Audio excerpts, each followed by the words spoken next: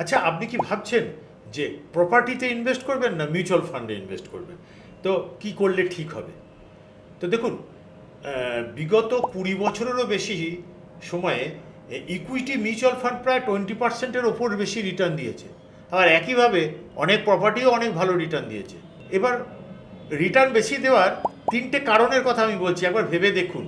প্রথম কারণ হচ্ছে, প্রপার্টিতে জেনারেলি ইনভেস্ট করা হয় যখন বিগ অ্যামাউন্ট ইনভেস্ট করা হয়। তো বিগ অ্যামাউন্ট ইনভেস্ট করলে তো বিগ ওয়েলথ ক্রিয়েট হওয়ার সম্ভাবনা অনেক বেশি থাকে। প্রপার্টিতে ইনভেস্ট করলে জেনারেলি লম্বা টাইম ধরে ইনভেস্ট করা হয়। এবার অনেক টাইম ধরে ইনভেস্ট করার ফলে তার রেজাল্ট আর এক রকম হয়, যেটা মিউচুয়াল ফান্ডের ইকুইটি মিউচুয়াল ফান্ডে ইনভেস্ট করে সেই টাইমটা অনেকে দিতে চান না। আর 3 নম্বর আর একটা কারণ, প্রপার্টির যখন থেকে রিটার্ন পাওয়া যায় তখন সেটাকে থোকে দেখা হয়, এত দিয়েছিলাম এত পেলাম। কিন্তু ইকুইটি মিউচুয়াল ফান্ডের রিটার্নগুলোকে আমরা দেখি পার্সেন্টেজে, সিএজিআর রিটার্নে। ইন্ডিয়াতে লাস্ট 44 বছরে ইকুইটি মার্কেট রিটার্ন দিয়েছে 16%-এরও বেশি।